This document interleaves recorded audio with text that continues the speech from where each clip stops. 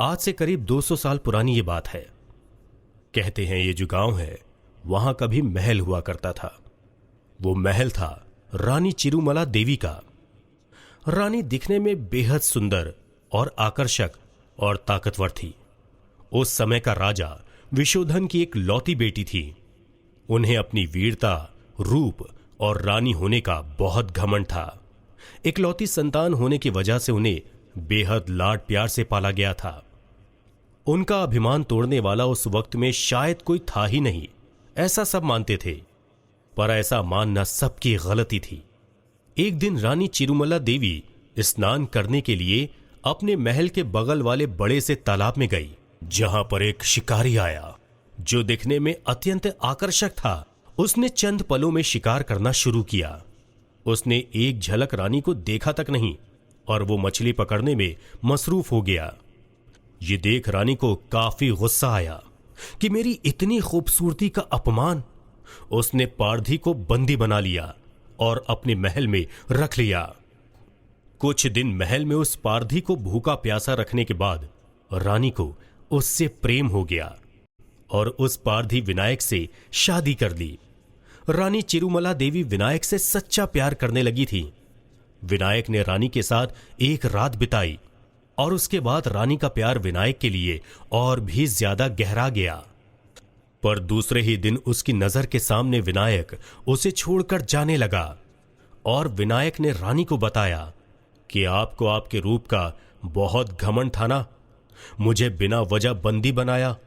उसकी सजा यही है कि जिंदगी भर तुम तड़पो, अब मेरे प्यार के लिए तड़पो, मेरे जिस्म के लिए तड़पो, तुम मेरे लिए तड़पो। मैं तो चला। रानी बहुत रोई। उसने कहा कि मेरा प्यार तुम्हारे लिए सच्चा है, मैं तुम्हारे बिना जी नहीं पाऊंगी। पर विनायक नहीं रुका।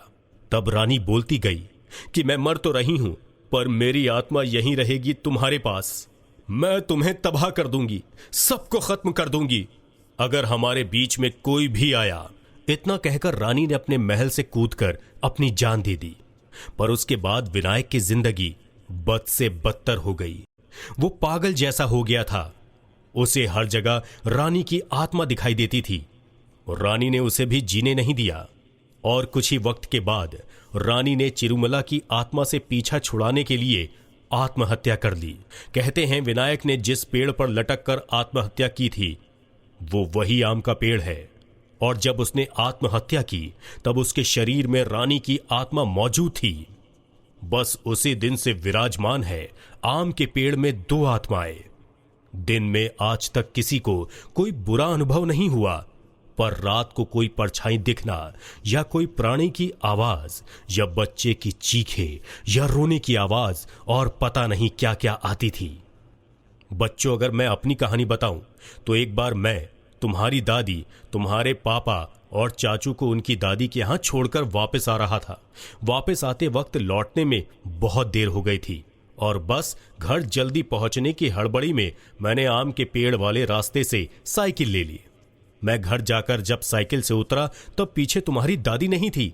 ये देखकर मेरी सांसें तेज चलने लगी और मैं डर गया, क्योंकि अगर तुम्हारी दादी रास्ते में कहीं उतरी होती या गिरी होती तो वो मुझे रोकती या चिल्लाती।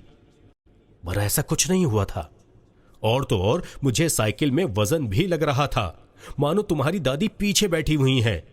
पर तब मुझे अचानक याद आया कि मैं गलती से आम के पेड़ वाले रास्ते से आ गया था। मुझे तुम्हारी दादी की फिक्र हो रही थी।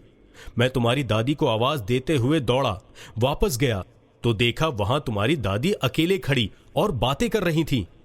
मैंने उसके पास जाकर उसका हाथ पकड़ा और उसे दौड़ते हुए अपने साथ लेकर आया। मैंने उसे घर आकर पूछा तो उसने बताया कि रास्ते में आपकी साइकिल तो बिगड़ गई थी और आप ही ने मुझे वहां रुकने को कहा और अकेले ही आप साइकिल ठीक कर रहे थे और मैं आपसे बात कर रही थी। और बच्चों, जब हम दोनों ने अपने अपने हाथ से एक दूसरे को बताए तो हम दोनों बहुत डर गए थे। हमें उस वक्त 3 दिन तक बुखार भी आ गया था।